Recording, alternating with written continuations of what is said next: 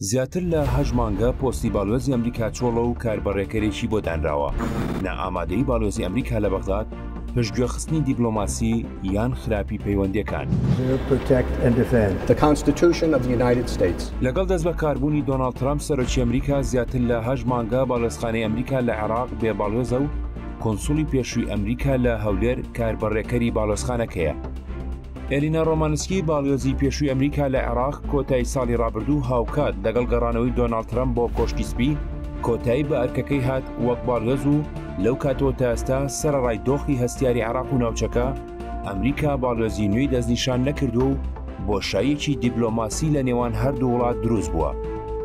شارەزایانی سیاسی و دیپلۆماسی لەبارەی چۆڵبوونی پۆستی باڵیۆزی ئەمریکا پیان وایە چۆڵبوونی ئەو پۆستە بۆ ماوەیەکی زۆر کاریگەری گەورەی لەسەر پەیوەندیەکانی هەردوو وڵات دەبێت.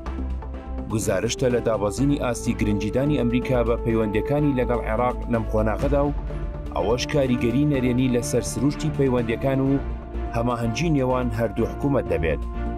دانانی کاربڕێکەر بۆ باڵێزخانەی وڵاتەکە کە کەمترین ئامادەیی هەیە لە بەغدادی پایتەخت مانای ئەوەیە ئیدارەی نوێی ئەمریکا عێراقی لە پێشینەی ئەجەندای وڵاتەکەی دانەناوە. جگەلەوە لە سەروبەندی هێرشەکانی ئیسرائیل بۆ سەر ئێران و دواتر کاردانەوەکانی ئێران و شەڕی 12 ڕۆژە ئەمریکا زۆربەی کارمەندانی باڵۆزخانەکەی کشاندەوە و دواتر بە ئاستێکی کەمتر گەڕاندنیەوە بۆ بەغداد. باڵیۆزی بەغداد خەریکی کەباب خواردنە لە هەولێر. دوای ماوەیەکی زۆر لە چۆڵبوونی پۆستی باڵیۆزی ئەمریکا لە عێراق ڕۆژی 29 ئایاری 2025 ستیڤ ڤایگن کۆنسوڵی پێشووی ئەمریکا لە هەولێر وەک کاربڕێکەری باڵۆزخانەی عێراق دەست بەکار بوو. بەڵام زۆربەی کاتەکانی لە هەولێرە و بۆ کۆبوونەوە و سەردانە دیپلۆماسیەکان کەمتر دەگەڕێتەوە بۆ بەغداد. ڕۆژی 24 ئابی 2025 کۆنسوڵخانەی ئەمریکا لە هەولێر بڵاوی کردەوە ستیڤ ڤایگن هەڵسوڕێنەری کاروباری باڵۆزخانەی ئەمریکا و وێندی گرین کۆنسوڵی گشتی کۆنسوڵخانەی ئەمریکا ڕۆژێکی لە بیر نەکراویان لە شاری هەولێر بەسەر برد. لە سەردانەکەیاندا گەشتێکیان بەناو بازاری قەیسەریدا کرد و نانی نیوەڕۆیان لە کەبابخانەی یاسینی بەناوبانگ خوارد و دواتر لە چایخانە بەناوبانگەکەی مام خەلیل چایان خواردەوە. لە کۆتاییدا سەردانی مزگەوتی جەلیل خەیاتیان کرد و گفتوگویان لەبارەی پێکەوە ژیان لە هەرێمی کوردستان کرد. باڵۆزێکی ئەمنی بۆ بەغدا. بەپێی ژمارەیەک سەرچاوەی دیپلۆماسی و ڕۆژنامەوانی هەفتەی داهاتوو جۆشوا هاریس وەک کاربڕێکەری باڵۆزخانەی ئەمریکا لە بەغداد دەست بە ئەرکەکانی دەکات. هاریس تەنها کەسایەتێکی سیاسی نییە، بەڵکو شارەزایەکی ئاسایشە و هەڵبژاردننی بۆ بەغداد لەم کاتەدا بەڕێکەوت نییە، بەڵکو بەشێکە لە استراتیژی واشنگتن بۆ پێناسەکردنەوەی پێگەی خۆی لە عێراقدا. هاریس پێشینێکی بەرفراوانی هەیە لە دۆسیەی عێراق و شەڕی داعش.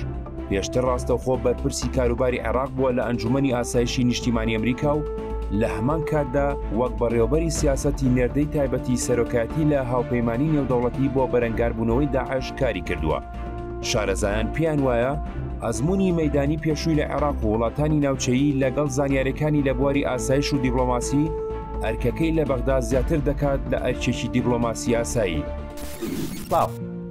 بەدێڵێکی پرەوە ماڵەوەی لە هەرێمی کوردستان دەکەم. ئەوە لە کاتێکدایە ڕۆژی 13 ئابی 2025 ستیڤ ویتنەر کۆنسوڵی گشتی کۆنسوڵخانەی ئەمریکا لە هەرێمی کوردستان ماڵ ئاوایی لە ئەرکەکەی کرد و وێندی گرین وەک کۆنسوڵی نوێ دەست بەکار بوو لە مەراسیمێکدا کە لە هەولێر بەڕێوە چوو. وێندی گرین دیپلۆماتکاری باڵای ئەمریکا پێشتر لە چەندین وڵاتکاری کردووە پێشەوەی بە کۆنسوڵی نوێی گشتی ئەمریکا لە هەرێمی کوردستان دەستنیشان بکرێت.